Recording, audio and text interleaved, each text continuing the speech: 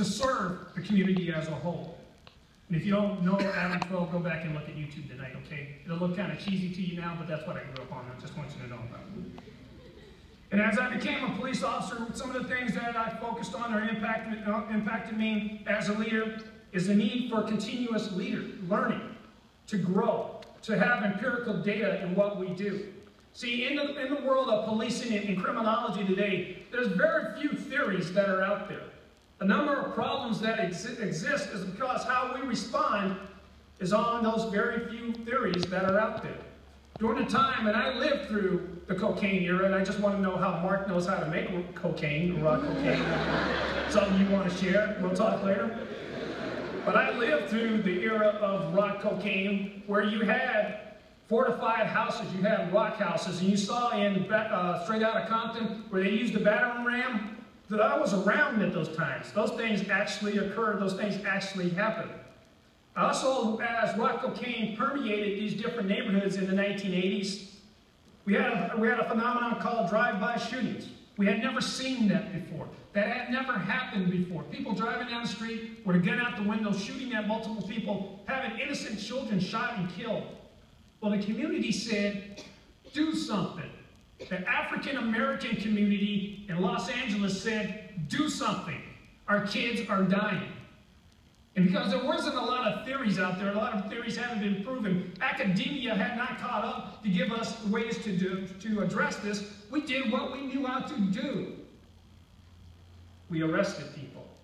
We went in and did wholesale arrests to take the problems off the street, because that is what the theories were at that time, and that's what we knew how to solve the problem. I reflected back on learning when I became the chief of police of Long Beach, California in about 2002. And in our first 2 years, 2003, 2004, we knocked them dead. Crime rates dropped off the table. We were building relationships with the community. And as I sat in my office about 12 o'clock at night, going through the stats and looking at the numbers and patting myself on the back, something like this. I can't do it now because I'm too old. I can't reach that far.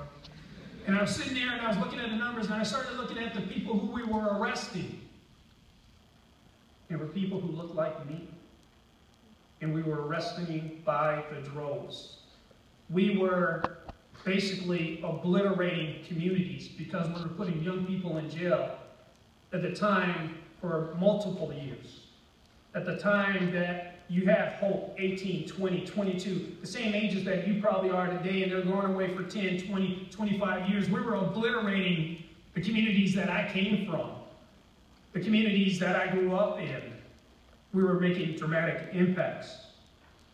And so I started making a change, and I started looking at other research and how to change and how to impact communities.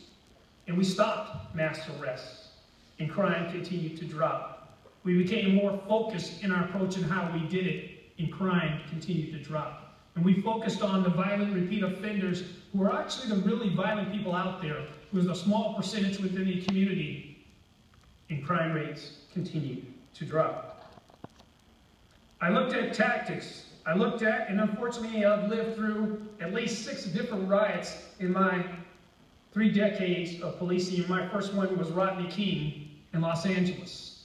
In the city that I grew up in, the place that I grew up in, South Central Los Angeles, standing there watching my community burn.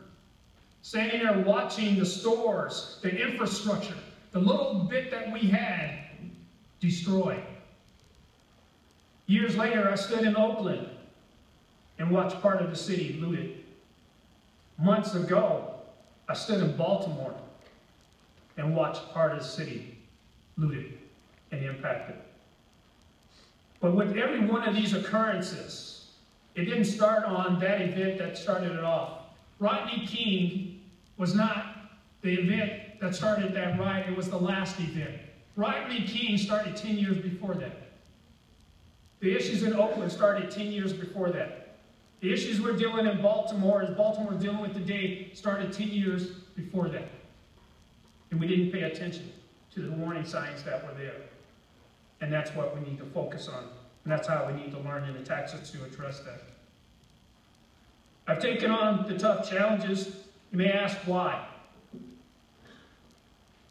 At one point in time in college, I wanted to be an attorney. And I actually wanted to be a civil rights attorney.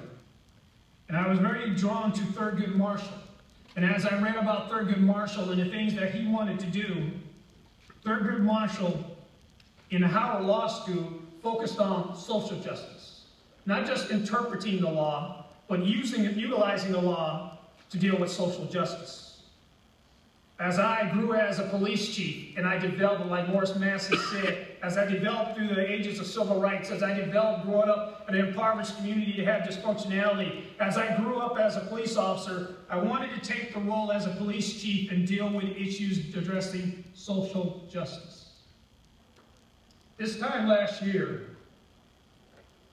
I went for an extension of my contract as a police commissioner of Baltimore. It was a love fest. Council people applauding the work that we as a department did. At the end of 2014, just 9 months ago, I got a $22,000 a year raise for the work that the police department did. By every metric on a police department that you look at, with the exception of one, we hit a home run. We dropped crime in every category. Felony crime, misdemeanor crime. Every category that you measure in law enforcement today, we dropped it and we had negative numbers. Excessive force complaints, we dropped dramatically. Citizen complaints, we dropped dramatically. Lawsuits, we dropped dramatically. Every category in a modern day police department that you have, we dropped it dramatically. We hit a home run in December of 2014. And in July 8th of 2015, I was out of work. We did excellent in every category by every metric that you can imagine, with the exception of one: public trust. And public trust in Baltimore was an issue the day that I walked in. Public trust in Baltimore, I would say, was an issue 10 years before that. But I think as media focuses on the response to the riot, I penned a document that was called The Price of Reform.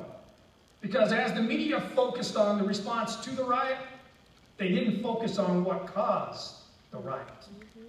They didn't address the real issues that were going on that addressed the lack of public trust in that great city of Baltimore. I look forward to your questions. Thank you very much.